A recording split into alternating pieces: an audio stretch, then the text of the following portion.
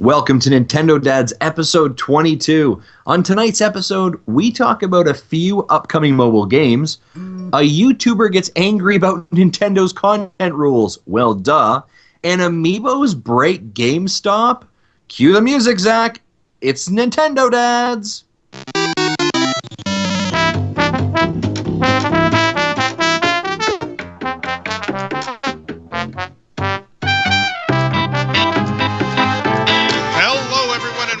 Another episode of Nintendo Dads for April 8th, 2015. You know, I always stumble over whether it's 2015 or 2015. What's going on? I have an ad playing. What the hell? Twitch. That's totally Twitch. You know what? I don't even care. We're going to keep moving. Thanks a lot, Twitch. For mute your Twitch stream. I did. I honestly did, and it played the music anyways. I'm not even joking. I've got the speaker with the X. Joining me tonight is Justin Masson. What's going, Justin? Hey, nothing much. Excited to be here and excited that we did some periscoping with our fans before the show. So thanks for everyone who joined in for that. We had some technical delays, so I kind of jumped in there and said, let's have our own little mini show. Right on. Joining us as well is Jesse Waldeck, co-editor-in-chief of VGTribune.com. What's going on, Jesse? Apparently I missed this mini show because I was the reason for the technical difficulties. I normally don't. I normally try to come off the top of my head, so my witty intro. But this week I planned something out. If you watched last week's Twitch stream, the second part, when we talked about Direct, and you noticed that I didn't show my face on the stream like I normally do, that's because I looked like death warmed over. Flonase is like miracle in a bottle. That after the first dose, I'm like, I can breathe again. So, not nice. a paid advertisement, but wow, that stuff works. But an endorsement nonetheless, apparently. Yes. So tonight we're gonna mix things up a little bit. We figured we're gonna try this out, and if you guys like this, then awesome. If you want us to change it back to the way it was, we can change it back to the way it was. But we are gonna flip things around and start off with a little bit of news. Oop.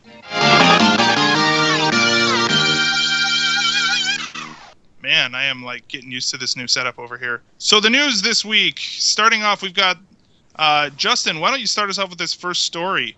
Angry Joe. What's going on? Yeah, Angry Joe. So this is sent in to us today, or this last week, from a good friend of the show, Chris Ross, who submits things to us on our Facebook page that we sometimes get content and looked at. And Angry Joe is a YouTuber who does some streaming of video games and content, and recently he acquired a Nintendo or Wii U, and he decided to stream some content. He decided to stream some Mario or Mario Party 10, and Nintendo pulled his content off of YouTube and was not allowed. And he got a little bit upset. Go ahead. Did it get pulled off, or did they just like pull the advertising from it? It looked like it was fully pulled off and pulled off right off. Oh. Really? They normally just say, this is my content, I get the ad revenue, but you can still keep it on your channel. At least that's what they've done. I'll have to double check. That's what they've done with my videos. Yeah, I'll have to double check. The impression that I got from it is that it did not go well. So he was a little less than happy about it, and I think he brought up some statements that I think are good for us to talk about. We've talked about it before, but he was really narrowing in on Nintendo's kind of archaic approach to Let's Plays and streaming their content, and the long-term value of YouTubers and video game channels promoting their games and using it as a platform. So I thought I'd bring it here and ask, what do you guys think of this? I kind of agree that Nintendo is okay to kind of either pull content or say we want some more of the ad revenue share, but comparatively to other games in, let's say, Blizzard or EA or Sony or Microsoft, we don't see this kind of kerfuffle, so to say. What are your thoughts on this, guys? Honestly, I probably feel very similar to the way that most of the internet feels about this, where yes, Nintendo is within their legal right to do this. That's fine, right? And I think that anybody who's defending Nintendo, that is the defense, is, yeah, well, they're allowed to do this if they want to. It's like, yeah, they can, but that doesn't mean that it's a smart thing to do, right? Like that doesn't mean that doesn't mean it. Like you look at the games, the kind of games that are the biggest hits nowadays. There are things that have become as big as they are because of YouTube. So things like Minecraft, things like Flappy Dota, Birds. right? Like Hearthstone. Any of these games. Five Nights at Freddy's. Yeah, right. Like there are so many games that are as big as they are because people upload themselves playing these games, and people who like games go onto the internet and play and want to watch videos like this. And the incentive to do that for the people creating the videos is to get ad revenue. And for Nintendo to come in and say, yeah, but we want our chunk, right? And I'm not sure exactly if it's like 50-50. I can't remember if it's like 70-30. I think 70-30, I think, isn't it? So like Nintendo takes 30%. Is that how that works? Well, that's if the content provider registers with Nintendo and tells Nintendo, these are the videos that I'm doing. If the content provider doesn't do that, Nintendo will just take all of it. Yeah. Yeah, and so it's stupid. Like it's just stupid on their part because basically what they're talked about this like 2 months ago. I think we did, but it's I think so, but it's definitely still like worth bringing up again that they're basically what they're doing is they're having a, how do I say this? They're faced with a decision right now where on one hand they have the ad revenue dollars of people who are willing to take that hit and create content anyways. So they take those ad revenue dollars, or they can take that amount of money and consider it, and that they don't collect, and consider it an investment in advertising. And if they were to take that amount of money and spend it in advertising, my guess is it wouldn't be as successful or as effective in driving customers to Nintendo products. Mm-hmm. So if they were to take that amount of money and just leave it alone and throw it back into the community and say, here's our advertising revenue, and it is entirely spent in not collecting this YouTube, or whatever. I feel like that'd be money well spent. That's me, I don't know, but. So one of the things I looked at also on this is that the game that he was playing, which was Mario Party 10, was actually not on the approved list as well for them to use. And Nintendo takes 40% back. Well, yeah, that list also was initially created before Mario Party 10 was launched. I don't know how often they update that thing. Yeah, and that's.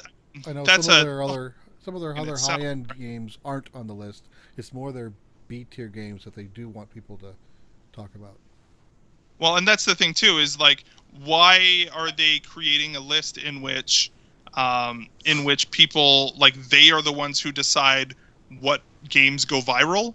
You know what I mean? Like that doesn't make sense. That you want it to be as open as possible, so that if that's not how the internet works, Nintendo. Yeah, that's not. Yeah, you can't just say no. We want you to make Smash Brothers videos because that is what is going to be viral. No, like if some old Super Nintendo or N64 game suddenly has this big resurgence, Nintendo, you probably want to know that. But because it wasn't whitelisted, nobody made videos about it, and that opportunity is lost. So, I don't know. This whole thing, as you can probably tell, it makes me really angry, frankly, because there's such an opportunity there for people to get excited about Nintendo products, and we'll probably get into this in a minute with Amiibo, but Nintendo seems to almost be getting in the way of people getting excited about their products. Video Game Guru 64 in the chat says he thinks the content provider himself removed the video, which is probably as a response to Nintendo saying, we're going to take the revenue. So the content provider says, okay, then we get no views and you don't get no revenue. Well, and here's the thing, is that if this person, if this person, this YouTuber, I'm not familiar with him, but if he was caught unaware, that's fine. But it's not like this has been a secret, and so Nintendo's been doing this for probably a year and a half now. So yeah, it's not new. He threw a pretty big fit over it for something that he should have seen coming. It was just new to him. Yeah. Apparently, he doesn't. Yeah, I think yeah, I think the challenge is, and like it does feel like it's an archaic policy, and I get that, and I guess like I wouldn't have a huge problem if Nintendo says like, listen, you owe me 40%. Okay, sure, that's not horrible, but it's actually like the fact that like you can't if it's not on the list, you can't do it. I mean, like that to me, I think is probably the more archaic piece of that. Like when Splatoon comes out, like I was watching Splatoon videos today for like 30 minutes. I want to play that desperately bad, and that's going to be a great video to show on something like Twitch, a great platform that we enjoy being on. The Nintendo Dads podcast does, but the thing is, it's not going to be on the list. And well, right? That's the thing is that it's currently not on the list, but like. Where's the list? Dang it. I'm going to have to find it. Maybe I don't want to find it. I'm too lazy. Plus, my computers are weird right now. I don't want to mess with something that seems to be working. But you know, like, it's... Unless they're really on top of things, it's like you have to have a good relationship with Nintendo for anything like this to work, you know? And I think they really just need to get with it and to embrace the future. And honestly, I feel like this is... I don't know. I like to think that this is a temporary thing and that eventually they'll figure it out. But until then, at the same time, I'm kind of torn because on one side, what are you whining about? Why is this such a big deal? You should have seen this coming, you know, whatever your name is. Is his name really Angry Joe? Like, that's his channel. His channel is Angry Joe. Okay. Like on one hand, what were you expecting? Nintendo has had this has been coming for a long time. But on the other hand, if we don't have people continually making a stink over this, then Nintendo's not going to get the message either. And so I'm kind of like, yeah, absolutely. And until this changes, really maybe people that are going to make a stink on it is like the 10 people who make $100 more per video. Yeah. Well, exactly. And I even saw on Twitter today, people who, you know, some people discussing this, and Josh Thomas from the BitBlock was just like, you like basically coming out and saying you realize that if Nintendo continues to do this, or if they block off their content entirely, you know, people like him and like Roger, you know, Roger's Base and people like that who are really a really great contribution to the Nintendo community online, suddenly they have no incentive to do that anymore. Like, as much as they love Nintendo and they're doing this out of a love for Nintendo, it is a ton of work, and they're not going to do it if they can use their talents to back something else that they're passionate about, that they can make money doing. So I really feel like it's really important that Nintendo leaves that incentive on the table for the YouTubers. I agree. It's just, you know, the way some of these people are going on about it, it's like they feel like it's the end of the world. Neil Ronahan on Twitter from the Nintendo World Report posted one morning, "Someone catch me up. Did Nintendo close because that one guy stopped doing Nintendo videos? No, I didn't think so." Yeah, like it's definitely true. Like, they're not going to close down. This isn't going to be the death of them. And really, like, here's the thing: is I don't really have a huge problem with like. If you're like, I guess here's the thing. It almost feels like there should be 2 tier levels. Like, if you're on the list, Nintendo's going to take 40%. If the game's on the list, they'll take 40%. If the game's not on the list, they're going to take 70%. Like, it feels like to me, it's more. I have no problem that Nintendo is taking the money, because guess what? This is their property, and yes, I do understand that it's good. It's good publicity. I get all of that, but it is their property.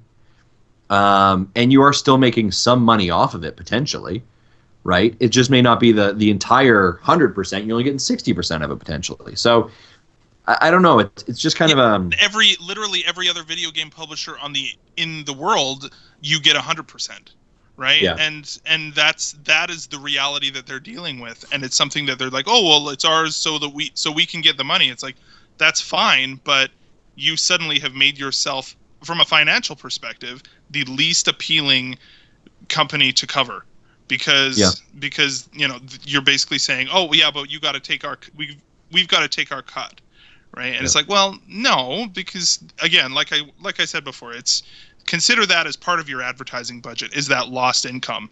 That's how I feel, but I don't know.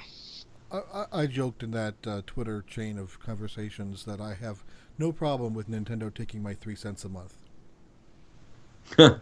Yeah, That's pretty much what I bet that's what I make on my videos. You know, I have like very few views of my Nintendo videos. And I mean, I would say I'm looking at the list right now, and it's pretty extensive, but it's not the most up to date, right? So I'm looking at it right now. What's not on it is I don't see Smash Brothers on it, and I don't see Mario Party, right? These are games, but I see Mario Kart 8, Pikmin 3, Super Mario 3D World, Nintendo Land. So how does it work? How does it work if you submit something that's not on the list? Then they take 40 instead of 30. Is that right? No. What I'm saying is I'd be fine if they just did. I don't think it's. I think they kind of get a cease and desist potentially. Like they just claim the whole thing. Maybe. That's dumb. Okay. Yeah. I don't know. If you're a YouTuber out there and know, let us know. I think honestly, if they are going to do this, they need to just have a flat rate for anything and just call it a day. Yeah. Right? Like this is our they claim the video, they say this is our copyright content. Would you like to revenue share? Yes or no? And then you sign up for their program, but they're being really weird about it. And I get that they want to drive interest towards things that are on the virtual console, for example.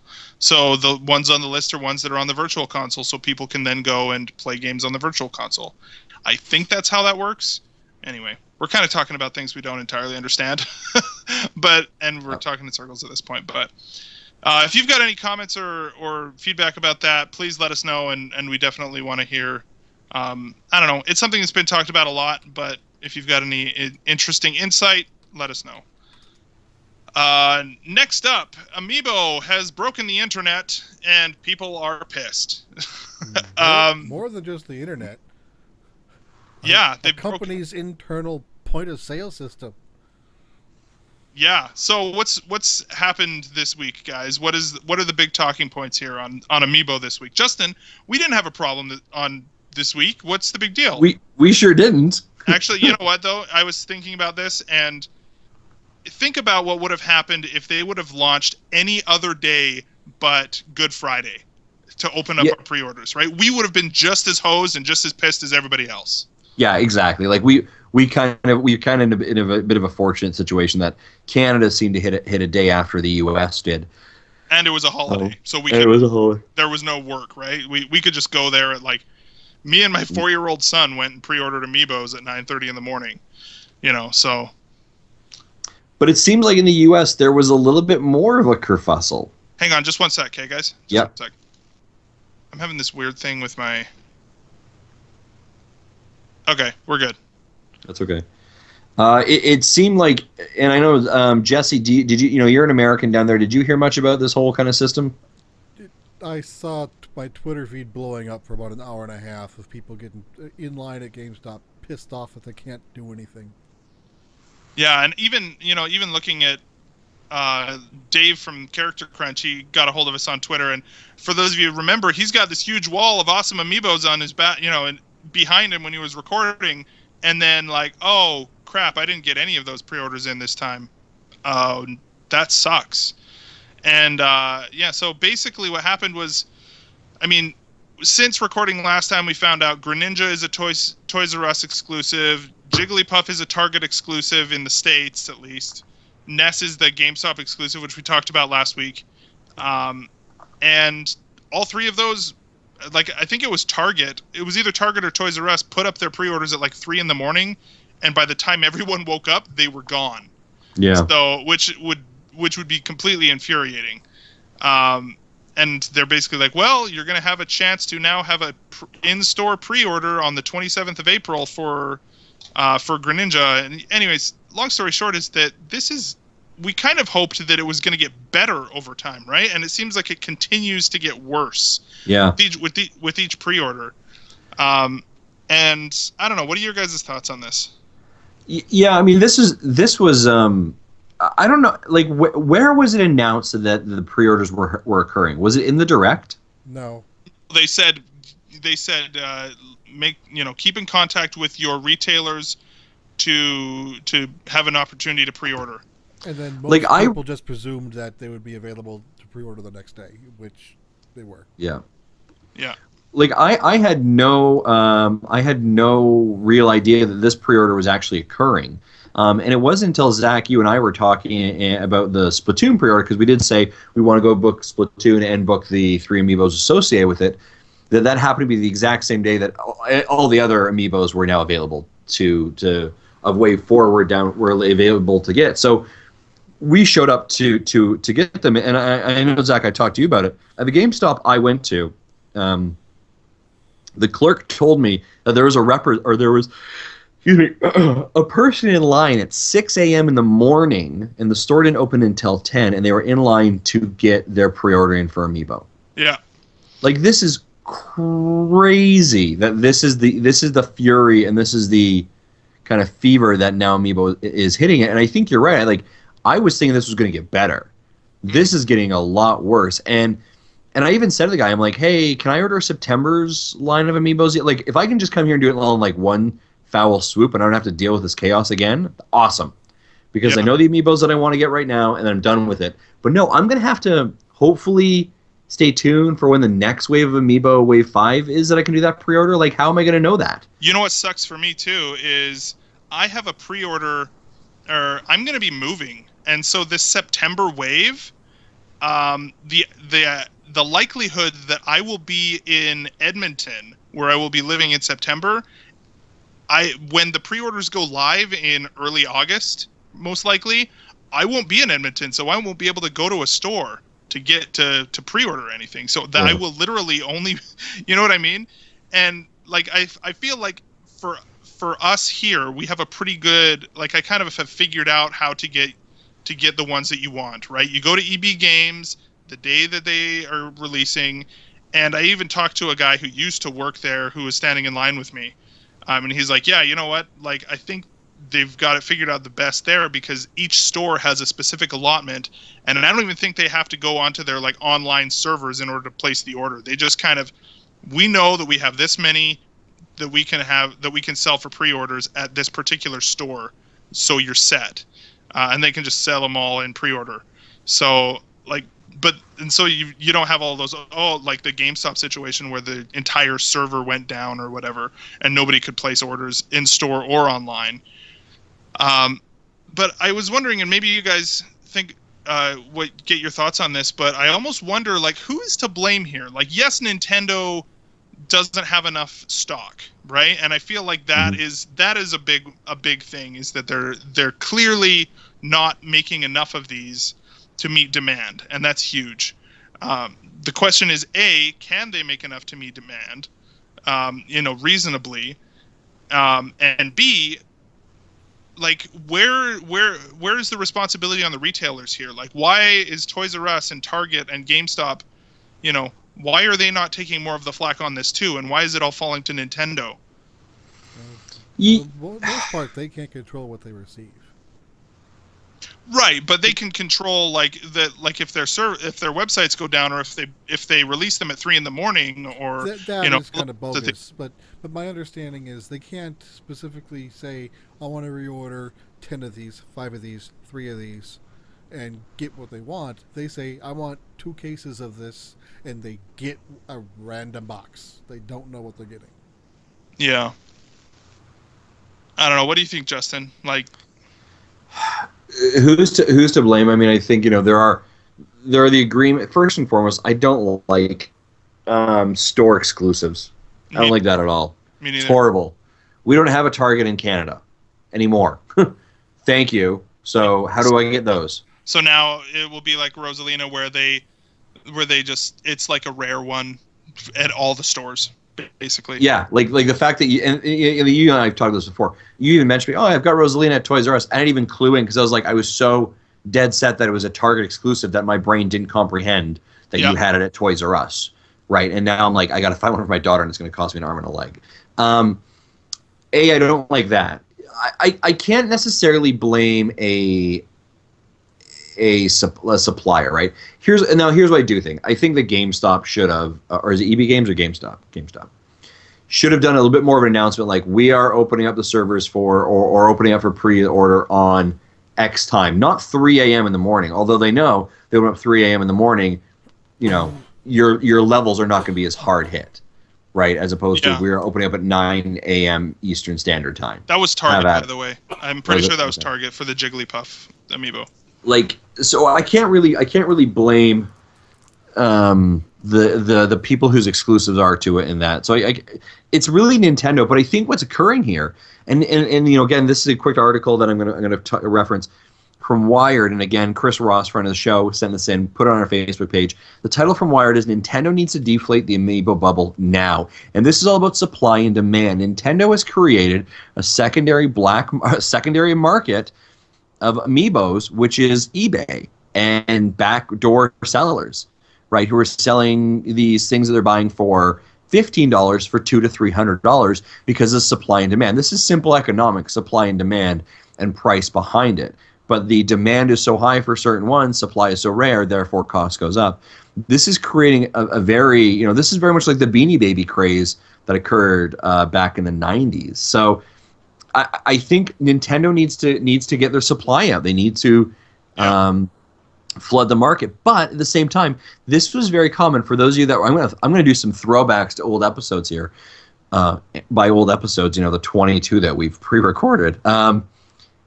In Blake Harris's book, Console Wars, he references the fact that Nintendo was very kind of supply. You know, they'd put out, they'd have a high demand for a game, but they only put out a certain amount of them, right? So that the fever pitch was there, and it was constantly in people's mind that they want to get this game because there's not many of them. And when you got it, you felt like you won the prize. Mm-hmm. Right. This is very actually typical of Nintendo practices back in the mid '80s. So I'm not overly shocked by it, but the fact is that we live in the world of the internet, where everyone gets the ability to voice their expression and concerns about this, and you can also now, you know, black market scale me on eBay with a $400 Rosalina. Yeah, and not only that, but I think it's becoming really clear that whoever's idea it was to start out Amiibo by creating every single character in Smash Brothers, that is turning out to be a really bad idea, because what it's creating is that everybody wants all of them. They want to create all 50 of these, and really what they should have done is here are the 15 characters that everybody loves, and everybody can get a full set of 15, and we can mass produce them. And, you know, I mean, look at, for example, other than, I think Toad is the only one that's difficult to find in the Super Mario line, but other than that, it's just a line that's going to be around for a long time, and it's done, right? They're not going to, they can keep producing that same set for quite a while. And I don't like this whole idea of, we're doing very limited runs of literally dozens of these figures, and if you miss one of them, then your collection is incomplete. It is turning out to be a really crappy idea, I think. And it kind of seemed weird when they first announced that they were going to do all these Smash Brothers Amiibo.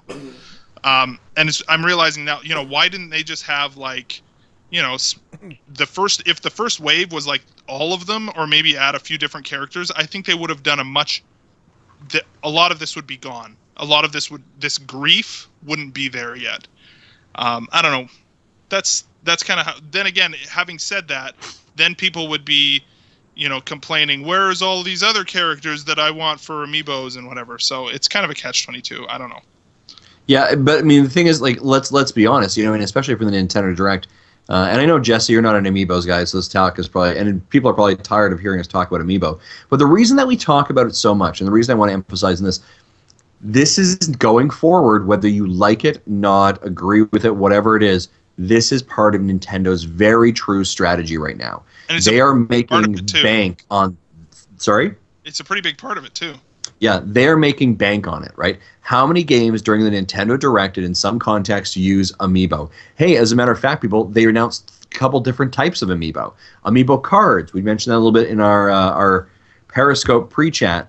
The Woolly World Amiibo, which our good friend Brett is loving, right? Another line of Amiibo, right? Splatoon. This is part of their strategy. It will be going forward. This is the nature of the beast, and they're making crazy money off of it. This will not stop. This will only get worse. See, the problem here is, at least for me, all this amiibo stuff is actually having the opposite effect of what Nintendo wants. What Nintendo's wanting is people play the games, then they get the amiibos to go with the games to enhance it. Now, what's starting to feel like for me is, if I buy the game and I don't have an amiibo, I'm getting 85% of a game. I'm getting ripped off. I'm not going to be able to get the special gear in a Splatoon that can only be unlocked with an amiibo. I'm not going to be able to play two players on Yoshi Whirly World by myself. And not only that, but like, I feel like even situations where, even if you would be willing to buy them, right? Like Codename Steam, for example, I sure would have bought a Marth amiibo if I would have had the chance, because I would have loved to play as Marth in Codename Steam, but I couldn't because I couldn't find the figure. So and it's the free to download demo machine that they're going to be putting out for Wii U. Yeah, garbage to me. Yeah, it's definitely, it's just another one of those things that if you don't want to just have a bunch of plastic figures around, then it's not for you, and they're locking that behind there. And I mean, you know what it's really coming down to, and we're being really down on Nintendo this show, but I think it's important to be honest when we're feeling negative about something. Is that, whereas like Disney Infinity and Skylanders, they're limiting everything. They're limiting a big portion of a game behind this plastic paywall. Instead, what they're doing is they're locking a big part of their entire brand behind this plastic paywall. If they don't do it right, and I feel like so far it's just sprinkled a little bit here and there for each, in each game, but it's starting to feel like that for sure. I forget who said it on the last Radio Free Nintendo podcast, but they said that they feel that because of they can't keep them on the shelves, especially new ones, and they're not putting out enough, but due to what Justin said, simple supply and demand, these things should not be $13. They should be like $20 each, or $35 each, something more. And that's coming from somebody who has currently like I don't even know how many I have, 17 on my shelf. It's bad. And I've got 6 more on pre-order apparently. So this is coming from somebody who actually is bought in quite a bit into the amiibo craze. It's kind of crazy. And I still love the figures. It's obviously something that people are willing to pay for, but I worry that Nintendo really needs to get their act together with it, or people are going to continue to say, "Screw this, I'm out." And I think that is the concern. So, and that really was the statement from our friend Steve of the Character Crunch, right? Yeah, he's just like he angrily yelled at Nintendo of America on Twitter, accidentally put our handle in accidentally, but basically he said, "I'm out. Like you guys have screwed me over this one. I'm a huge fan of it, but now I'm not going to be." So yeah, I don't blame people. It felt like Canada just didn't get the brunt of it as the U.S. did. Video game Guru 64 in the chat says they only have 3 amiibos. So good for you that your addiction has not gone into full strike like mine and Zach's has. Yeah. One of Nintendo World Report's writers does a feature every week or month talking about collecting Nintendo stuff, and he has given up on amiibo. Yeah, and if he gives up on amiibo, that's big. Yeah, for sure. So I think that's enough. Talk about amiibo and stuff for now. So anything else before we move on, guys? Move it on, sir. Move it on. Level 5. So Level 5 had an event this week, and tons of news coming out of Level 5. Of course, Level 5 are the people who are famous for making the Professor Layton games, Fantasy Life, lots of other good stuff. And let's get the bad news out of the way before we get to the good stuff. No Dragon Quest 7. No Dragon Quest. No Dragon Quest at all. Was there any mention of Dragon Quest at all in this? I have no idea. That was a joke, but Yeah, I I know, don't think. No. It was it was level 5, right? Is that what we're talking Yeah. about? Yeah. Yeah. They've been involved with Dragon Quest for a while now, and I've been wanting Dragon Quest 7 and 10 to come out here for so long. Mm-hmm. I don't think that's ever going to happen. Yeah. So basically, the idea, or the bad news is both Professor Layton 7 and Fantasy Life 2 are going to be mobile exclusives. So they showed off both of them. Layton 7, I don't know. Fantasy Life 2 looks to be like some sort of town building game, and Layton 7, again, some sort of a sort of Layton game on the smartphone. So that is kind of a big deal, honestly. The fact that they're leaving the 3DS to go over to smartphones, I think that's kind of a big deal to be taking two of your biggest, two of the best 3DS games of last year, two of the best franchises of last year on the 3DS that are moving over to mobile. I was under the impression that Fantasy Life did fairly well on the 3DS last year, but maybe it's just a bigger opportunity over on iOS and Android. So, having said that, I feel like it's probably kind of like what we said a couple of weeks ago about Nintendo moving over to smartphones. Maybe this is just good news for smartphones in general, and we need to look at it that way. Whereas maybe we'll get some really good quality games over on iOS and Android as some of these really good handheld developers are moving over to mobile. So I don't know. Any thoughts on that? What do you like Professor Layton, Jesse? How are you feeling about this? I just hope that they don't ruin what I like about Layton. It still has to. I like the hand-drawn animations, cutting the cutscenes, and I like the bonkers story. Mm-hmm. The puzzles themselves, the actual gameplay, is kind of second fiddle to me. Right.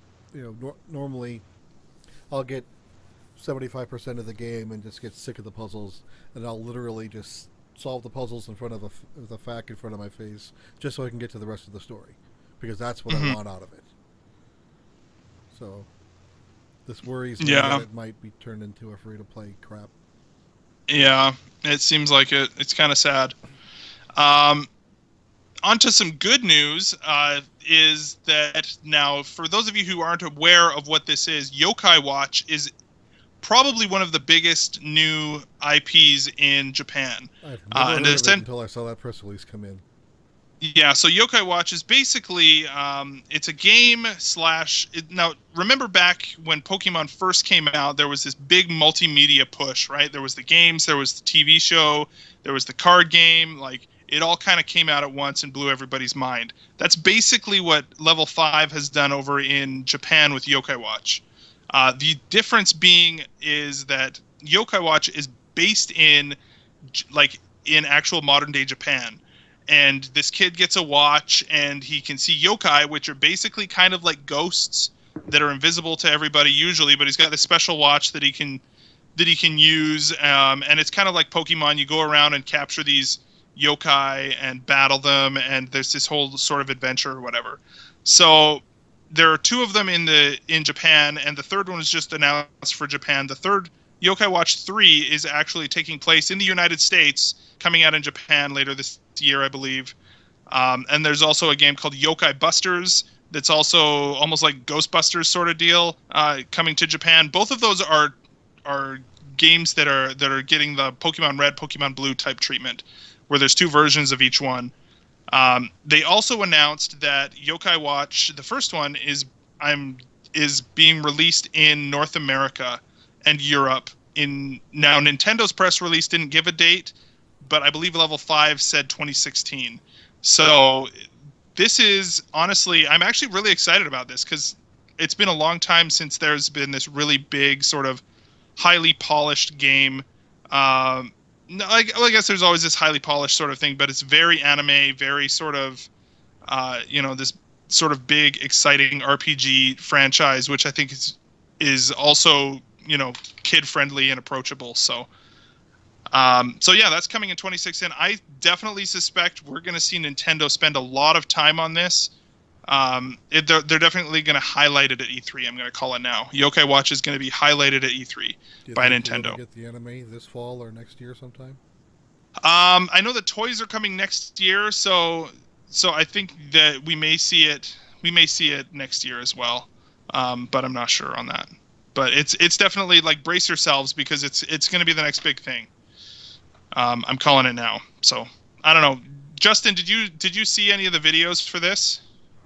No, I haven't had a chance to look at the videos yet. I'm not gonna lie, it looks weird. It is definitely weird. It's very Japanese. It's very kid Japanese, right? Right. Yeah. Yeah. It looks interesting. Yeah. I kind of figured it's not really your thing for sure, but it's definitely, I don't know. I'm excited to see what happens. And maybe I'm excited because I know my son will be into it pretty big. It'll just hit him at the right age and the right sort of. He's probably going to be a little young for it when it first comes out, but by the time the second or third game comes out, man, he'll be eating it up for sure. So sweet. Right on. So finally, we have our early. So last in the direct, Nintendo released the Smash Brothers Fighter Ballot. And we have some early sort of results from that. I don't know where these people are getting these results, by the way. Yeah, I have no idea. Or maybe there's like independent polling. I'm assuming that if people are, I saw on Reddit that there were people doing their sort of independent polls as well. But we have this one particular Smash ballot here, and we'll have a link in the show notes. Basically showing off. Now, this one does not show any veterans that are not yet in the game. So that you're looking at, like Mewtwo and Lucas would be like that. So if like Wolf or Ice Climbers or something like that, if people are voting for that, it's not included in this list.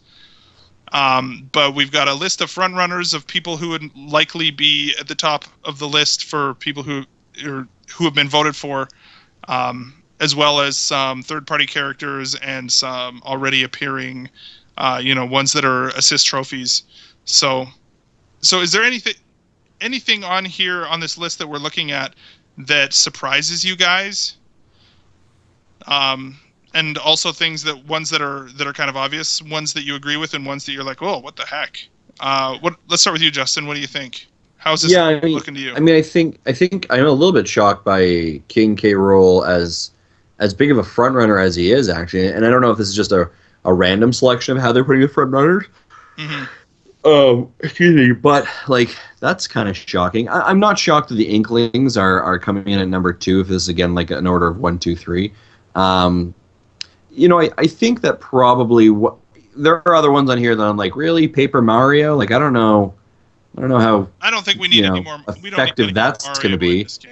Yeah, or Captain Toad, like he's not going to run really fast. He's going to maybe throw a turnip at you. Like, yeah, I don't know about this, guys. I think when people are thinking about the Smash ballot, you have to realize that Nintendo probably has a couple of these sort of pre-made-ish or framed already. Yeah. That these ballots are really just telling them where to focus their efforts into. Yeah. So, I mean, I think it's great that some people are like, oh, Banjo-Kazooie, and you're like, okay, well, the further you go down that rabbit hole of third parties, the harder it's going to be for licensing agreements. So I think, although Nintendo said, yeah, we're open to third parties, do think that if you want to see, the Inklings or Cranky Kong or Paper Mario in your games,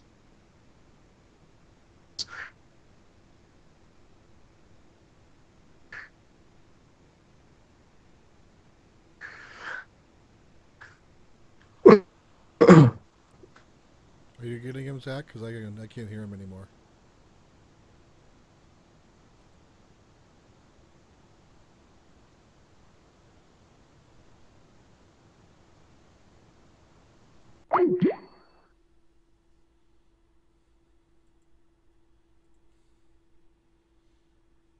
And I got dropped, so hopefully I can try to get back on.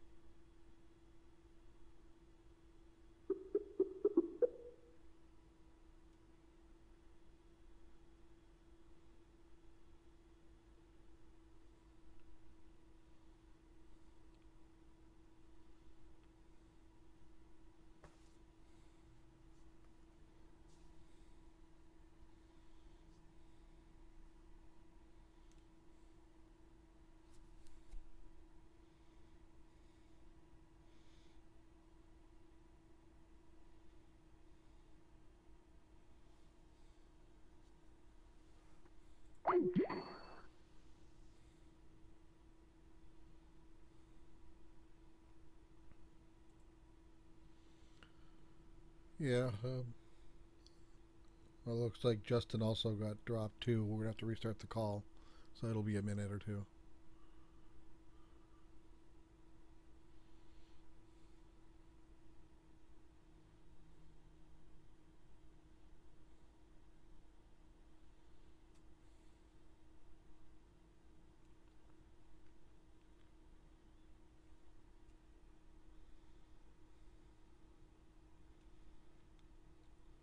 Zach's gonna reboot his router, then restart the call.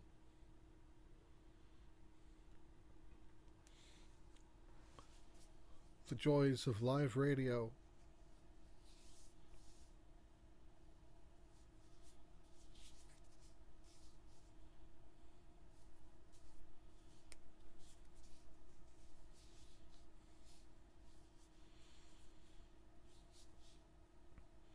Yeah, I tried playing Fantasy Life last year. I think I played 3 or 4 hours of it and really couldn't get into it. I don't know why. It sounds like a game I should have liked. I just maybe I just started with the wrong class.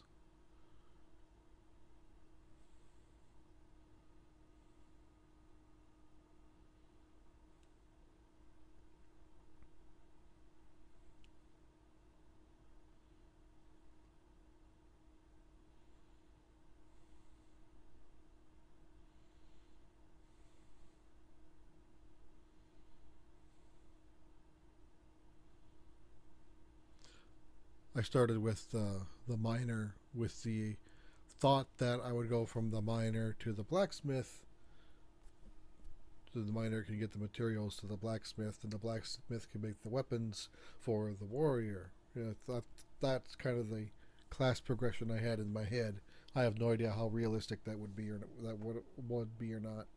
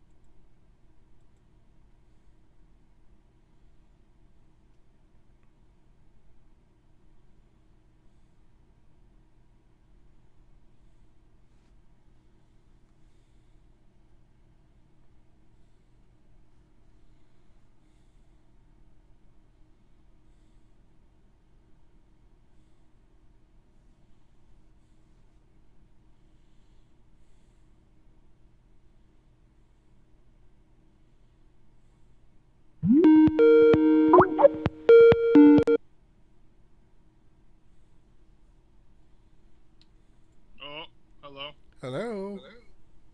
What's up? Oy vey. I'm gonna be crunchy here for a minute. Okay, now that we have this call connected, I'm gonna connect back to my router.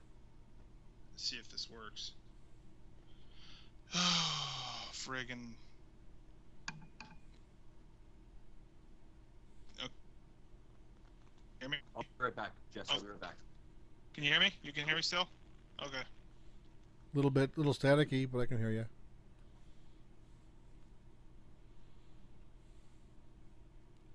Frig. Screw you, Skype. Begin test. You still there? Yep.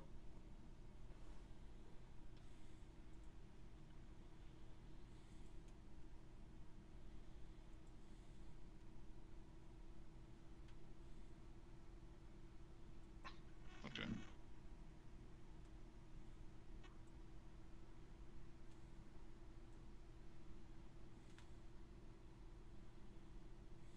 Give me a sec. I'm probably gonna be crunchy. Am I still? Yeah, you are.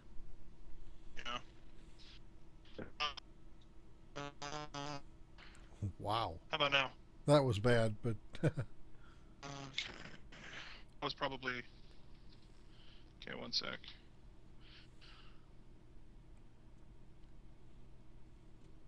A better solution. How about now? Is Now- that better or worse? now it's sounding better.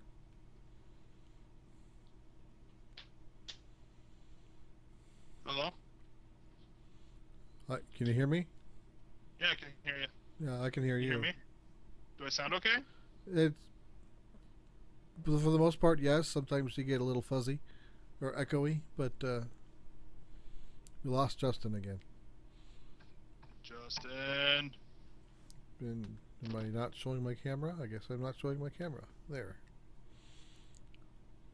Okay. Can you hear me? Yep. We don't have Justin though, hey? Nope. Now Justin's gone? Justin's gone.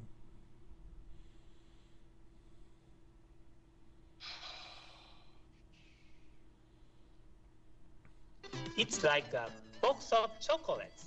You never know what you are going to get. Yep. That's what my internet is. Now I have a Skype ad. Thank you, Skype. Yay! Just what the Twitch stream wants to see. Yeah. I have yet to be able to connect to Nintendo Dad's Twitch, by the way. I'm having problems viewing this feed. You know, I'll refresh the screen and I see it for a few seconds, then it stops. But apparently, Video Game Guru 64 is still hanging with us and it's working fine. Oh, okay. Because while the call was down, he was asking me questions and I was answering him through the mic. Because I'm still able to talk on the Twitch. Hey, Teamsters. Hey! Can you hear? Am I sounding okay? Like, I am willing Yeah. to just leave my phone on freaking LTE instead. I also live in a cell phone dead zone, but I have 2 bars out of 5. So, If it's Yeah, better so than the better. Wi-Fi way, then why not? that's freaking ridiculous, man. Cool. Okay. Anything? Okay, so I'm gonna just hit stop on that and. Okay, we're back. So, Justin, you were talking about these on here. You're there, right? Can I hear you? Yep, still here. Okay, good. So what are these? Which ones on here? Like, if you had to pick 1 or 2 that are good, and 1 or 2 that you're excited about, 1 or 2 that you're not excited about. Inkling, I'm excited about. Abe Lincoln, I'm excited about. Yeah. And I think actually Captain Toad, but that depends what they could do with him. Mm-hmm. At least that's from the front runners. The ones I'm not really super excited about. What else do we have? Mellow. And you don't want to just be doing push. No, I just want to push whatever. most stuff. Fossil Hero, and I think Chorus Kids. Like I don't know. I just think that there's of that list. There's only probably about 5 that the current front runners I'd be okay with. I'd be more interested in when we slip down to like the third party characters like Shovel Knight. You mean you don't want uh, Captain Rainbow? No, I don't want Captain Rainbow. Can we get Dylan as a skin for Sonic, by the way? Just, like, I'd be totally, like, if Dylan was just a clone of Sonic, I'd be down with that. See, some of these characters, I don't even know who they are. Yeah, there's quite a few of them. Like Isaac I'm and like, Andy. wait, what? Isaac is Golden Sun. Okay, I never played that. Andy is Advance Wars. Never played that. Okay. Zale, is that also So those same suit? Zale, where's Zale? I'm looking. Fourth Looks down. like a Fire Emblem kid. Fourth down left. Fourth down left. Oh, yeah. Hello, No, Mark. that's a weird looking one. Maybe it's, I don't know. But yeah, I'm looking at these 2 and like, can I have in the notes here, I want to do a little bit of a rant. It's just a short rant, but it feels to me like it's not a very classy move for companies to be like campaigning to have their character in Smash Brothers. Since the fighter ballot has gone up, we've seen literally like any video game company possible almost. Like, we're just short of having like Bungie come out and say, hey, we sure would like Master Chief in Smash Bros. Like, that's what it feels like for, and of course it's nice to be like, yeah, Shovel Knight was sure, it'd be great for Shovel Knight to be in there, and I think that that's awesome. But having Super Meat Boy in Smash Brothers, it's like, no, like, has Super Meat Boy ever even been on a Nintendo console? I don't even think it was on the Wii or the Wii U or anything. It was originally supposed to be on WiiWare, but they couldn't get the game small enough to fit. Right, and so like, there's a lot of like Shantae, like they created like skins and everything. I thought that was awesome. I liked that image, especially there was a skin. One of the skins for Shantae was of the zombie girl, so Shantae colored green. I thought that was cool. Yeah, I don't know though. Like, it's like, leave that to the fans, man. Like, we don't need campaigning. We don't need weird. Well, I don't know. It seems weird to me. And it's funny that you mentioned that. Just actually today, Image and Forum who are rolling out SteamWorld Heist put out a message today, SteamWorld Dig, that they wanted to see Rusty in Smash Brothers. Yeah, see, and it's like, you know what? We don't need it to be this ridiculous thing. I don't think that, like, I think honestly, out of the third-party characters, the ones that would be to put in Smash Brothers, I'm looking at Professor Layton, I'm looking at Shovel Knight, because they feel like they fit. Bomberman, I think, is another one that's probably a pretty good fit. Stuff like that. Rayman, a few of those. Although Rayman, I feel like after that whole like Rayman Legends delay back then, Simon Belmont, I think, is another good choice, just because of the Castlevania heritage there. But I don't think that we need to have like a ton of third-party characters. I think we need to pick 2 or 3. Slime. It's all about the slime. Slime. Dragon Quest slime. How many characters do you guys think we're gonna get for DLC? I think we're gonna get a grand total of 5 when it's all 5 more when it's all said and done. After Mewtwo? No, after Mewtwo and Lucas. Yeah, after Mewtwo and Lucas, I think we're gonna get 5 more. That's it. Okay. Yeah, that sounds about right. Like, I think that's right around there. Currently, the Smash Brothers website has Mewtwo listed, and they also have 5 empty slots on the bottom of the page. So that would mean a total of 6. They can always add more, right? Or they can take them away. But that's kind of what we're at right now. Is if those 5 spots are 5 more, then Lucas and 4 more would be my guess. I think Fawful would be fun. Fawful? Which one was he? He was a villain in Superstar Saga and in Bowser's Inside Story. Mm-hmm. I think if they're smart, what they're going to do is, I almost guarantee you, because of this survey, we'll probably see King K. Rool come into the game. We'll probably see Inkling because of the Splatoon crossover. They just be silly not to put that in. And other than that, good. I forgot to turn all those off. Other than that, I think we have a pretty good sort of. I think we'll see more returning people more likely than we'll see. Video game guru wants Shantae. Shantae? Yeah. I don't know. Shantae. Anyway, that's just that's just me, I guess. I don't know. Let the people decide, and I think that's what Nintendo's mindset on it is as well. So anyway, any other thoughts on this, guys, before moving on? I think we'll see the first announcements at E3 for here what the initial votes are, and here's people that we're working on. Yeah, I would not be surprised at all if we see a King K. Rool reveal at E3, even if it's just the character model, just similar to what they did with Mewtwo. It was, here you go, guys, we've heard you. Here's King K. Rool coming. But yeah, anyways, let's move on to what we've been playing.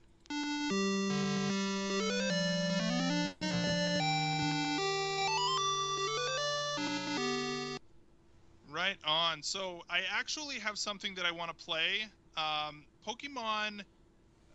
What is this called? Pokemon Rumble World came out today for the 3DS. It's a free-to-play game, and my son played the Wii U version to death. Like, he he's hilarious because he's only really there's only ever really been a couple of games that he's really gotten excited about. One of them was Lego Marvel Superheroes, and he insisted that him and I play that game every spare moment that we had until we literally 100%ed that game. Which, if you've ever played a Lego game, you know how big of an ordeal that is. So I have this here. This is his review. It's just a little bit under 2 minutes of Pokemon Rumble World. And I have to give you a warning ahead of time. This is a 4-year-old giving a review, so it's probably not going to make a lot of sense, and you're not going to get a lot of information out of it, but I'll talk about it more on the flip side. So here you go.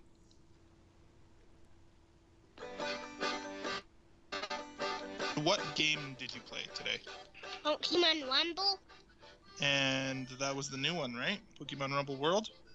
And what kind of a game is it? What did you do in that game? You don't know? No. What do you control in that game? Pokemon. Pokemon toys? Yeah. And do you like that game? Yeah. What do you do in that game? I You don't- run around as a Pokemon and do what? Fight. Fight other Pokemon? And do you like it? Yeah. It's pretty good? Awesome. What do you like about it? That it's fun. Because it's fun? What's fun about it? Because you can switch Pokemon. You can switch Pokemon. There's lots of different kinds of Pokemon in it. Did you know there's over 700 Pokemon in that game? No. That's a lot, huh? Yeah. 700. Have you played any other games like that? No.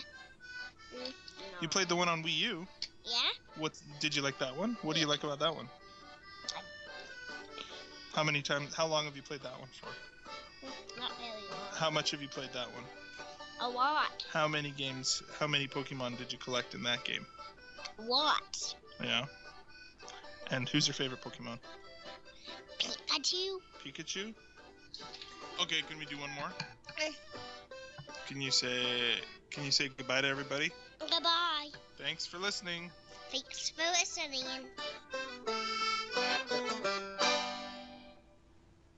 All right. So that is my son's review of Pokemon Rumble World. I don't know. You guys still there? Yep. Yeah, that was fantastic. It's really hard to get any sort of information out of that kid. It's like literally the second time I put him behind. I have the same problem with my 14-year-old, so don't feel bad. One word answers. Yeah. So 2 syllables if you're lucky. Yeah.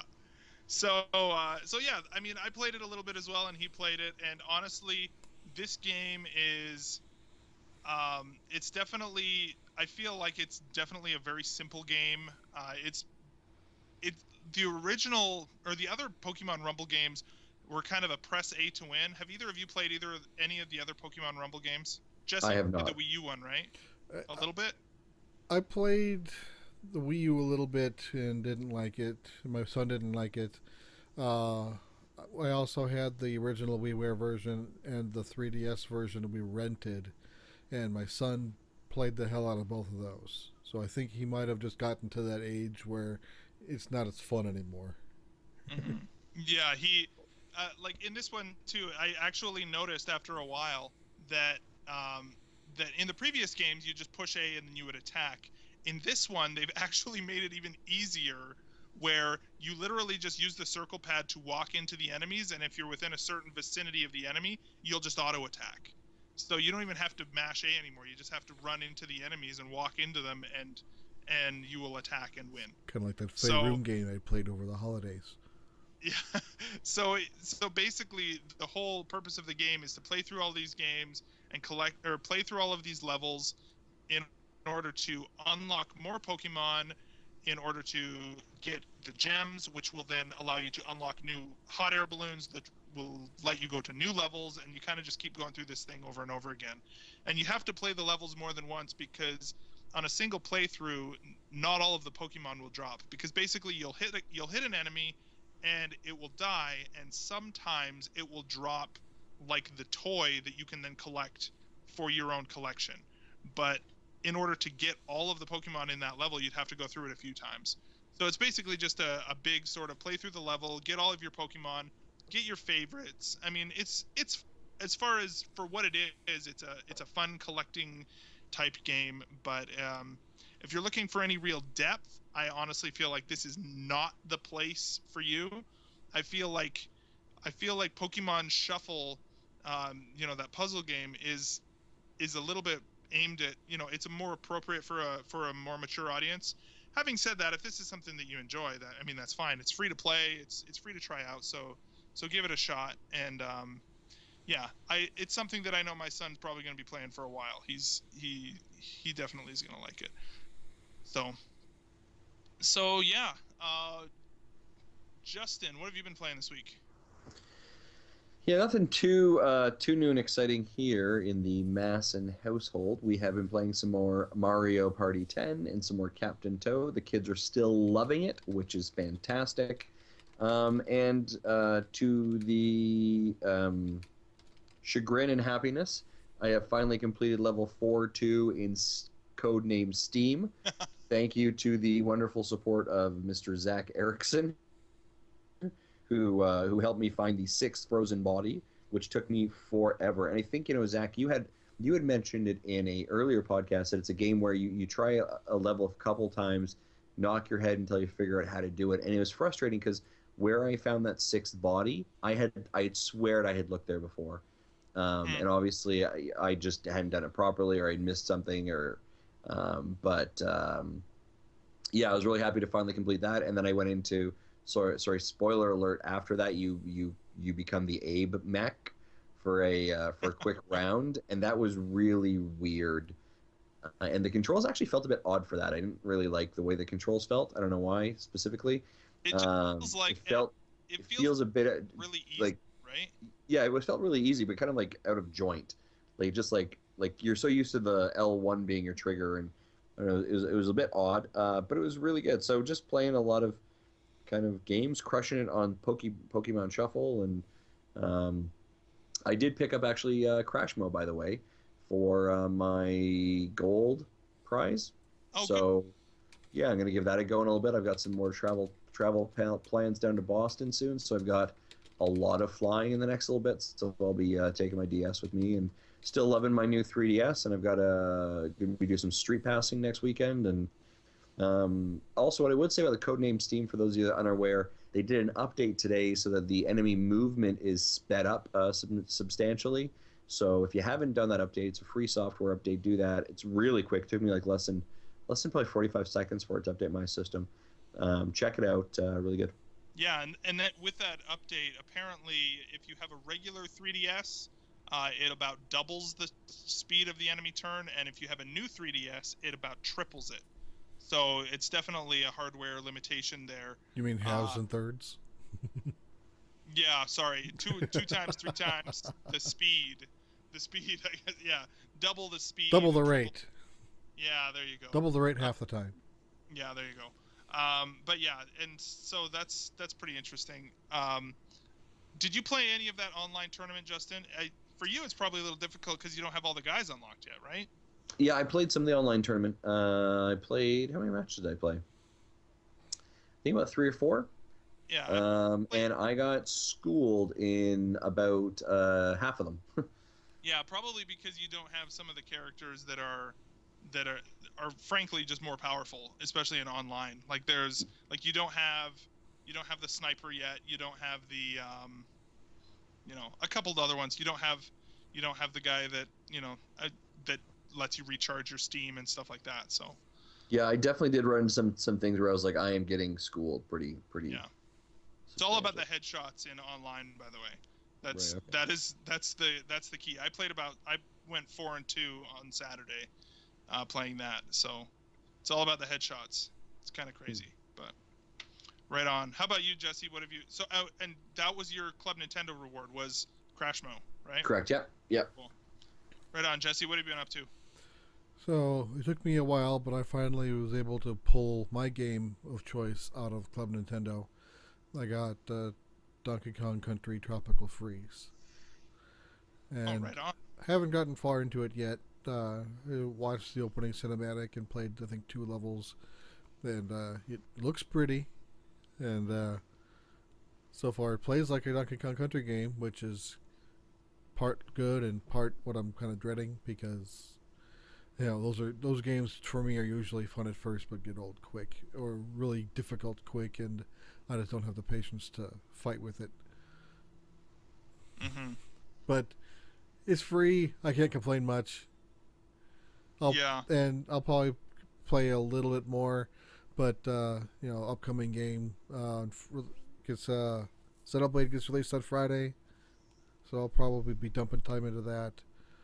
And I'm not sure when. As I mentioned to someone else, talking about future games planning for the year, but I'm also looking for forward to Persona 5. I've mentioned that before.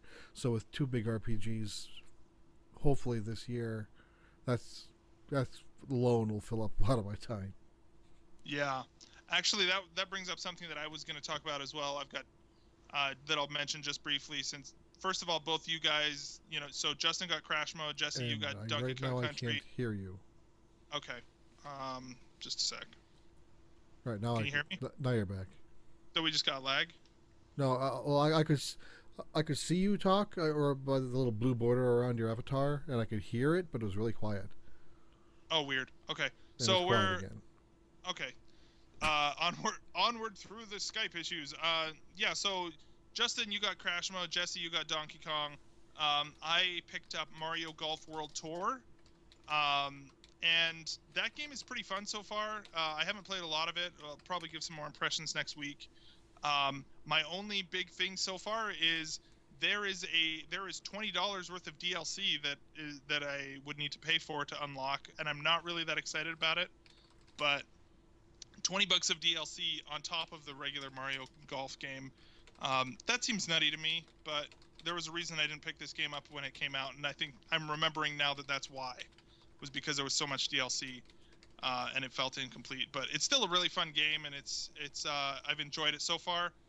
The other one, after seeing the Shin Megami Tensei Cross Fire Emblem trailer last week, there was so much discussion about Persona of it looking more like a Persona game than a Shin Megami Tensei game. And back in the day, I tried to get into Shin Megami Tensei 4. I bought it and really tried to get into it, and I just could not get into it. It was too dark. It was too sort of brooding and weird, and so eventually I just I actually sold it. I was like, I just can't get into this game. I didn't get it far into it either. I didn't like the fact that I had to talk with and negotiate with the demons for them to join me. That was just so tedious and not fun. It was super weird. Yeah. But I had remembered after seeing this trailer for Shin Megami Tensei that Cross Fire Emblem was that quite a while ago I had purchased Persona 4 Golden on the Vita and got about 6 hours in and then just kind of stopped playing it. And I went back yesterday or 2 days ago, I guess I started, and I put in like another 4 hours into this game since then. And so now honestly, you're only 10% in. Congratulations. Yeah, I just barely finished the Steam House, the second, I think, which is super weird, by the way. Like, I just finished it today with, I think his name's Kanji. Yeah. In the Steam House. I was like, what is going on? This game is weirding me out here. And I think it's more, I think that the reason it weirded me out more, for those of you who haven't played it, then that's fine. I don't, but it was more making me feel uncomfortable because of the way it was playing on stereotypes, like discriminatory stereotypes. In that particular situation of this guy who apparently is like maybe discovering or coming to terms with his own homosexuality is almost how I felt the game was, going along. And I mean, it's a mature title, something that we can expect from Persona 4, obviously. But I'm really kind of getting into this game more. My biggest concern, or my biggest, I guess, thing I don't like about Persona 4 Golden is the actual character designs of the personas themselves. And so I honestly feel like if all we get is Persona, but instead of having the personas, we have these people turning into quasi Fire Emblem characters, that seems awesome. And after kind of going over some of the rewind, close looks at the Shin Megami Tensei Cross Fire Emblem trailer, that almost seems like the likely sort of scenario that we're looking at there. So I'm just kind of enjoying this game and playing through it. I really like this sort of school elements. Initially, it felt like the school elements and the battle dungeon crawling elements, that they are so different, and it feels like instead of being peppered, like literally I beat the castle, and then it felt like I played for 2 hours before I got into the next dungeon, and I was just like, man, like how much like talking to girls and going to soccer practice am I going to have before I can go and beat up some bad guys again? You know what I mean? So that's my one grief with this game so far, and I know it's a super old game. It's like, but I've never played it before, so I'm looking forward to playing through more of it, just as an exercise of educating myself for this franchise. I'm a lot more excited about this game than I was during the direct. So yeah, Persona 4 is so good. I've played through it twice, and once back in 2008 on the PS2, and then once last year on the Vita. It feels like I'm playing through this game, and it feels like I may not be spending my time appropriately in it. You know what I mean? Like it's because there is so much to do, and there are so many people that you could be building relationships with, and I just barely discovered, you can go and buy books, and now I can get courage to talk to girls better and whatever, and so then I'll actually be able to say what I want to say. Yeah, but I don't think there's a way to actually do, I don't think you can get all the social links on your first playthrough. You've got to, and even I've seen a guide on GameFAQs on how to get, 100% of the social link, which requires hitting New Game Plus. Mm-hmm. Because that way you start with maximum courage and maximum everything already. Is it a better idea to focus on specific people and build those relationships, and then focus on those specific personas as well? Yes and no. If you want to talk with say, none of the names are coming to me. So Chie, for example. So let's go Chie, and I don't remember exactly what each persona's tarot card representation is off the top of my head, but if every persona is either a magician, arcana. They all have an arcana: magician, the fool. Mm-hmm. One of the 13. And so you focus on whatever relationship you're focusing on. That's what tarot, whatever you want to focus on in battle. Then, right. Well, not necessarily, but if you want to work with Chie, if you have if one of your persona matches the arcana that she has, then when you do social time with her, you get bonuses. Okay. So you don't have to go spend time with her as many times to get to the next cutscene. So that's the trick if you want to max out your social links, is to know who you want to work with, what their arcana is, and so you make sure you have to have one of those arcana with you. And the game will tell you, especially if sometimes like during lunch, a character will walk up to you and say, "Hey, let's do something after school," and the game will say, "You have blah blah blah, which is of this arcana. Maybe you should spend time with this person." That's which, by the way, is like the worst. It's like, hey, you have that demon that you go into the TV and fight with. They coordinate really well with this person, so that's really good motivation to spend time with them. Which, unless you're told what that message means, it sounds silly, but that means you will get bonus. From a game perspective, it's awesome. Yeah, and even if the small things in the classroom, Yosuke gets asked a question and he looks like an idiot and looks at you for the answer, and you answer it right for him, and then he gets happy, and then you see like 1 or 3 musical notes pop up in his head. Mm-hmm. Those are the points, the social link points. Oh, okay. And so the more social link points, the more musical notes that pop up over their head, the more points you get, and then the faster you can get to the next cutscene to get to the next level. Right on. And then you get extra benefits for the higher levels you get. Yeah. So I guess, long story short, for those, welcome to Persona 4 dads, everybody. But basically, I guess the reason I bring it up on this show is because I'm excited, a lot more excited now for that crossover to happen, and I'm a lot more interested in checking it out when it comes out. So. And actually, I am too. If the game was going to be Fire Emblem gameplay with Shin Megami Tensei characters, I probably would say nah. But if it's the other way around, Which is what it seems like. Shin Megami Tensei gameplay with Fire Emblem characters, I'll bite. I will give that a try. Right on, totally. And Justin is falling asleep over there. So. What? Oh, sorry guys, I dozed off. There's something about Tamagami lifos. What? Awesome. Let's move to listener mail.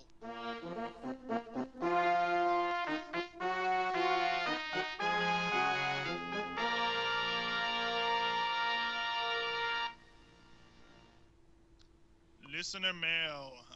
Justin, what have the fans been saying this week? What have they been saying this week? Well, obviously there was. Saying? Yeah, no kidding, right? There was obviously the roar about the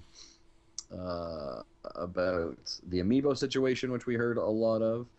We saw some fantastic guerrilla marketing done by somebody. That was me. It was you, yeah. Operation, whatever we want to call it. Go and subscribe to Nintendo Dads on all the iPhones in the Apple Store and take a picture and.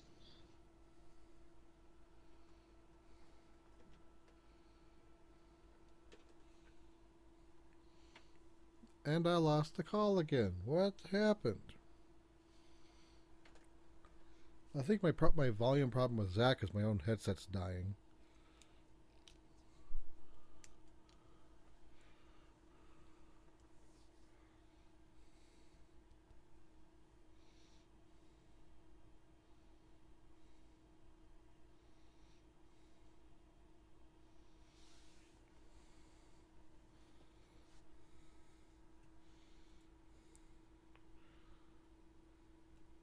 But the stream's still going strong.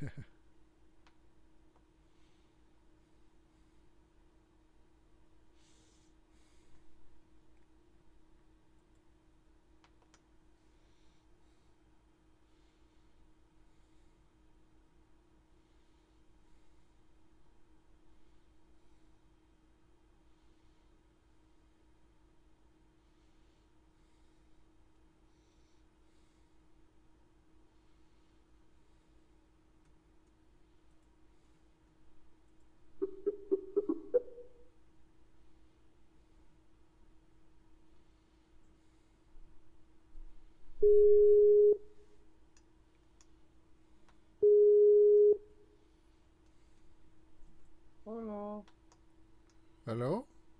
Hello? Did you get dropped too? I did. We're still waiting for Zach to connect. How's our one person in Twitch doing? He's still hanging in there. Yeah. He's, you know, we were talking about golf, the Mario Golf game on 3DS. He said he picked it up from Club Nintendo. I said that I bought it when it was new, and I paid for the DLC, and maybe played for it about an hour. Ouch. Yeah.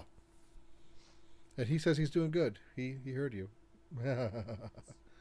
Though it's like he heard you with like 45-second delay.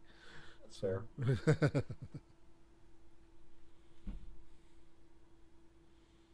Zach? We got 5 minutes left in the show. Come on, Skype. I'm not gonna lie, I think I started dozing off during your Persona Q conversation. I figured, since we didn't even talk about Persona Q. Well, you said Persona Q5 or Persona 5. Well, right, but it's not. Oh, yeah, okay, fair. It's not Q. It's 5. And right. And I don't get any of that series. Most of that was talking about 4. Okay. I don't get any of that series. I'm so confused by it. That game's so good. Yeah, you seem really happy with it. A lot of people seem excited about it. I just don't get it. But I think that's a nice. I That's didn't kind get of it a, at first either. I rented 3 when it was new, Mhm. and I'm like, I have no idea what's going on, and I returned it and didn't think anything of it. And then when 4 came out, just threw you right into this weird murder mystery in a small town. I'm like, this is fun. This is interesting. So you literally don't have your first fight until you've watched like a 2-hour movie. oh But wow. well, once you finally get going, you get going. Hmm. I think that's one of the things I like about our podcast is that we all kind of have different interests in different games. Agreed. That's kind of a really nice functionality of it for sure. I'm usually the what can I consume in an hour kind of game. Like what's short, what's easy for me to consume, and I can put up and down, and not get lost in.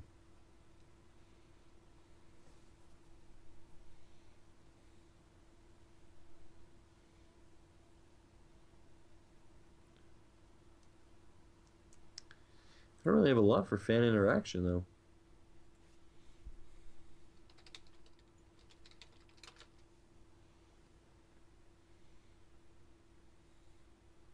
Let's have a chat with our good friend in the Twitch screen. Twitch, how's that going? Let's get some reactions going on. Confused around here. Going to what? Okay. Any general questions for us, Video Gamer Guru 64?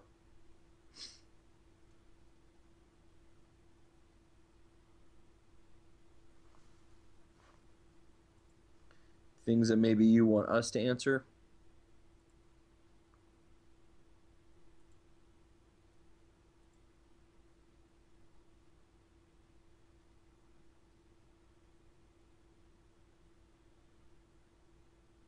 I'm trying to add Zach back in. Gotcha. Since I think I started this call. Okay. He's probably like, what's going on, guys?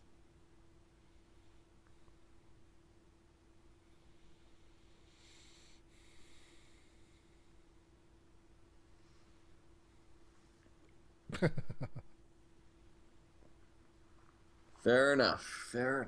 I don't know.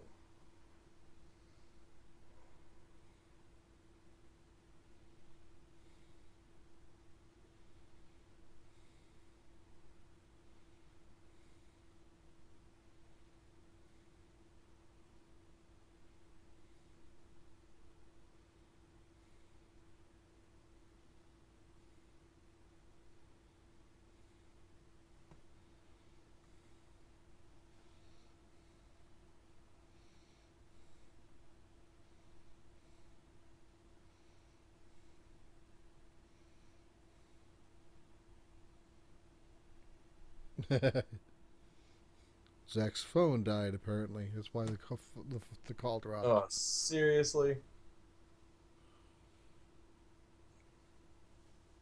Using too much LTE drained the battery.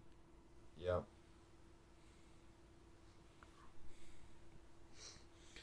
Video Game Guru asks what anime we've been watching. I started watching Kill la Kill. That's weird. I have been not watching any anime at all.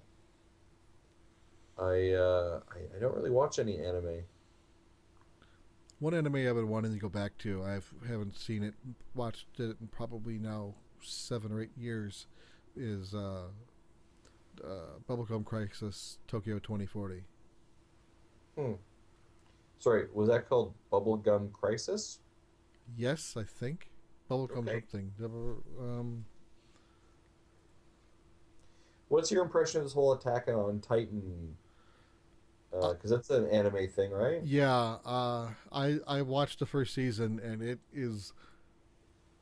it's weird, and I was so hoping that the first season would answer all the questions, but nope, it left a crap ton of holes in it to make room for a season 2.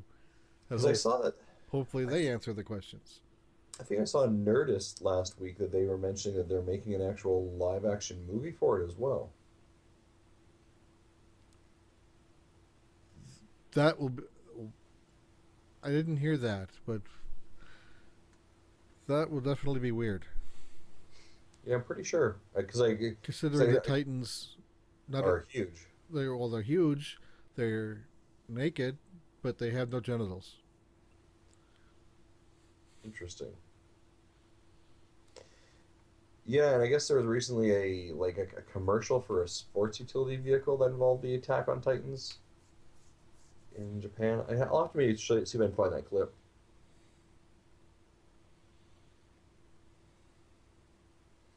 Video Game Guru 64 says never heard of it. I'm presuming you never heard of Attack on Titans or the bubblegum something that Jesse just said. Bubblegum crisis. Yeah, I think there was a bubblegum crisis in the late 80s, early 90s ish, and then around late 90s, early 2000s, they kind of got it remade, and with a lot better story. Yeah. Video Game Guru says, I want the Attack on Titans the game. That's coming on the 3DS, as I recall. It's coming out soon, is it not? Yeah, that's been out that came out in Japan, while the show was airing, which was it last year or was it late 2013? I got no clue. I don't remember when it. I'm not the person to be asking. I have no idea. I've just heard Attack on Titan used. That's a Roger question. But twice in a week for something that was not in my zeitgeist at all before. So see, let me look at my iTunes library. I've got. And you're asking about what anime we've been watching. I guess the last thing I've watched in anime would be Astro Boy from 1989. Yeah, Attack on Titan aired in Japan. They started airing about 2 years ago. Well, 2 years ago this week, April 6th, 2013 was episode 1. Interesting. I'm looking to plan a trip to Japan, actually, in a couple of years from now. My youngest daughter wants to as well. The two things she wants to do at some point, it's already on her bucket list. She wants to go to Japan and she wants to go to Paris. Interesting. Two very different cultures. Oh. Hey, look who's back. Sheesh. Okay. You climbed out of the cavern that is Skype. I tell you, dude. Screw Skype. Screw Skype. Can you hear me okay? Yeah. I can hear you. Okay. Justin, you sound far away. Yeah, I've been leaning back on my couch, relaxing till you showed up. Yeah, that's what happens when you use Skype on a 3-year-old cell phone, is your battery very quickly dies, especially when you're using LTE. So, touche. Like in the past, since the last time we dropped it, the battery went from 25% to dead. Yeah. Anyway, so where were we here? Listener mail. Okay, and we're back again. Sorry, folks. The wonders of technology. So, Justin, as you were saying. Yeah, so listener mail, not a lot this week. We've had a lot of conversations, but not a lot of questions. We've had some guerrilla marketing from Andrew McGivern, or at Podcast Hero on Twitter, who kind of also does a Nintendo Dad subscribe thing. So thank you, Andrew. We'd love to see a picture of your video of you doing that. Our good friend Brett Babin's going to be possibly coming to us next week with a Box Boy review, potentially. So it'll be interesting. He also had a bit of a rough review of Pokemon as well, Rumble, but I think Zach's 5-year-old or 4-year-old did a fantastic job of that review as well. I like how you skirted around the fact that you could have done as good as a 5-year-old. No, that's fine. I actually really liked it. I thought it was super cool. I actually hope to hear more reviews of that. So made me think I've got to record my kids next time we play some Mario Party 10 and say what do they think of this? So I actually really think it's great, Zach. I thought it was fantastic. I loved it. Right on. So. No, that's fine. And Luke Lore on Twitter, Zach and I and he had a conversation this afternoon when Zach mentioned he was playing Persona on the Vita, and he recommended, and I said my Vita's been collecting dust for a while, and he recommended playing Freedom Wars. So that's something I'll have to look into. I looked up a trailer for that, and it actually looked kind of cool. If I wasn't if I wasn't kind of in a position where I know I'm going to be spending a lot of money on Splatoon and Amiibo in May, then I probably would be more inclined to give it a shot. But yeah, for some reason I have no trouble paying like $30 for a game on a Nintendo console. But as soon as it's like $30 for a Vita game, man, like I don't want to have to pay $30. I don't know what it is for me about that. Maybe it's PlayStation Plus. I think it is, because I kind of think the same.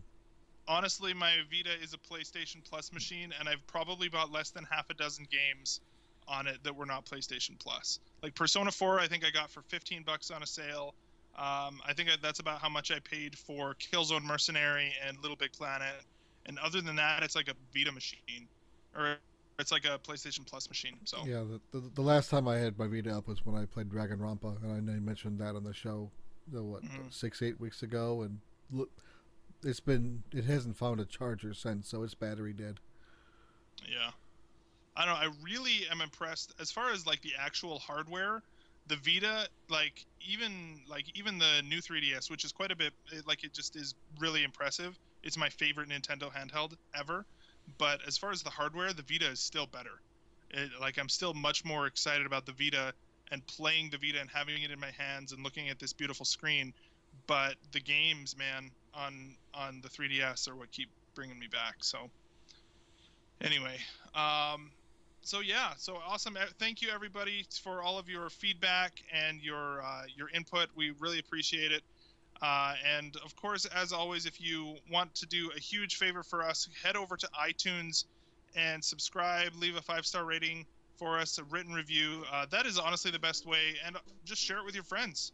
The more that we have, the more listeners we have, the more love, the better. So thanks again for all of our listeners and for your contributions to the show.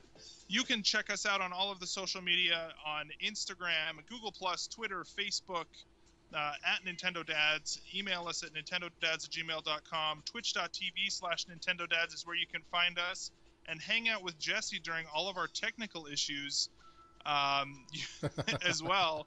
You can also call into and leave a voicemail line at 929-25-NDADS. That's 929-256-3237. Huge thanks to OC Remix for the music throughout the show, and particular as well that Pokemon music, the Pokemon Center music was also from there as well today. Go over to Carter Johnson. Wow, I'm suddenly flabbergasted here. Carter Johnson provides our awesome artwork for our show. Head over to megacarter.tumblr.com to check out her work. And again, you can download us on iTunes, Stitcher, or check us out on bgtribune.com. Any last words, gentlemen, as we head out tonight? Nope. Nope. That's the worst. I'm just going to stop asking, is what I'm going to do. Yeah, that's just how it's going to go. All right, everybody. Well, thanks, and have a good week. See you next time. Goodbye.